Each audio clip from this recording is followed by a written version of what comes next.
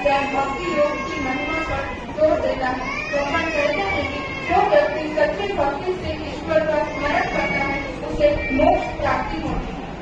10वां अध्याय है विभूति योग। भगवान श्री कृष्ण अर्जुन के पूछने पर उन्हें उपदेश देते हुए कहते हैं कि वे अपने विराट स्वरूप का वर्णन करते हैं। वे कहते हैं कि इस संसार के हर एक वस्तु में वे कैसे मौजूद है। वे इस संसार की हर सुंदर और पवित्र महिमा से अपने स्वरूप का वर्णन करते हैं। वे कहते हैं कि पर्वत में हिमालय, नदियों में गंगा, वृक्षों में पीपल आदि के स्वरूप में वे इस संसार में मौजूद है, ताकि मनुष्य हर जगह उनकी उपस्थिति को महसूस कर सके। भगवद गीता का प्यारा अध्याय जिसका नाम है विश्वरूप दर्शन योग। इस अध्याय में अर्जुन के अनुरोध पर भगवान श्री कृष्ण अपना विश्वरूप दिखाते हुए कहते हैं कि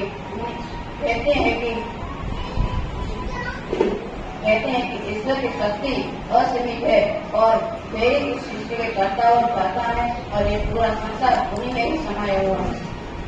भगवद गीता का 12वां अध्याय इसका नाम है भक्ति योग। इस अध्याय में भगवान श्री कृष्ण हमें कहते हैं कि कौन से भक्त उन्हें सबसे ज्यादा प्रिय है, वे उन दोनों का वर्णन करते हैं। तो एक भक्त में होने चाहिए जैसे निस्वार्थता, दया और सभी प्राणियों के प्रति प्रेम। यह अध्याय भक्ति को सीधा मोक्ष के मार्ग में बताया है।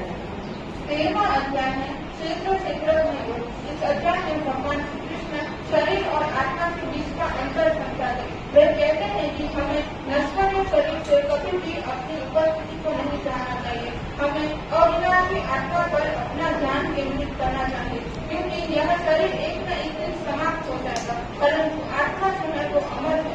इसीलिए हमें अपनी आत्मा पर ध्यान केंद्रित करना चाहिए। 14वां अध्याय है गुणत्रय विभाग। इस अध्याय में भगवान श्री कृष्ण 3 प्रकार के गुणों का विस्तृत वर्णन करते हैं। वे कहते हैं कि सत्य, रजस, तमस यह 3 गुण मनुष्य के कार्यों, मन और उनकी चरित्र पर किस प्रकार से प्रभाव डालते हैं। वे कहते हैं कि कैसे इन 3 गुणों से ऊपर उठा जाए और गुणातीत अवस्था को प्राप्त किया जाए। भगवद गीता का 15वां अध्याय इसका नाम है पुरुषोत्तम योग। इस अध्याय में भगवान श्री कृष्ण इस संसार को एक उल्टे वृक्ष के रूप में बताते हैं। वे कहते हैं कि इस वृक्ष की जड़ें ऊपर यानी ईश्वर में और शाखाएं नीचे यानी संसार में है। वे ये भी कहते हैं कि हमें इस वृक्ष को अनासक्ति के भाव से काटना होगा और उस परम सत्ता के अधीन होना होगा जो सर्वश्रेष्ठ है। भगवद गीता का 16वां अध्याय इसका नाम है देवासुर संपन्न विभाग योग। इस अध्याय में भगवान श्री कृष्ण दिव्य यानी देवी यानी दिव्य और असुर यानी राक्षसी स्वभाव वाले मनुष्य के गुणों को विस्तार में बताते हैं। वे कहते हैं कि निर्भयता, दान और पवित्रता जैसे गुण भक्त दिलाते हैं, जबकि अभिमान, क्रोध और अज्ञान जैसे गुण दुखी और ले जाते हैं। 17वां अध्याय है श्रद्धा त्रय विभाग।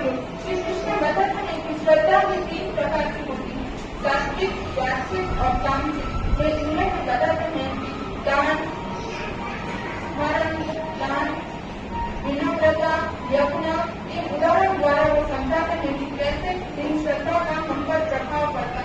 वे इस अध्याय में श्रद्धा सात्विक गुण का विस्तृत वर्णन करते हैं। 18वां अध्याय है मोक्ष संन्यास योग। इस अध्याय में भगवान श्री कृष्ण अर्जुन को उपदेश देते हुए कहते हैं कि अर्जुन, तुम सारे धर्म का त्याग कर दो और अपने इष्ट देव की शरण में आ जाओ, क्योंकि यही सभी पापों से मुक्ति का एकमात्र मार्ग है।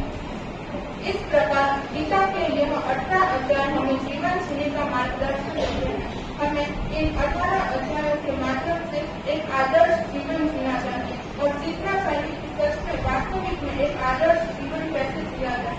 इसमें भगवान श्री कृष्ण हमें बताया है कि कैसे मनुष्य को अपना जीवन व्यतीत करना चाहिए। तो हम सबको इन 18 अध्यायों के माध्यम से अपने जीवन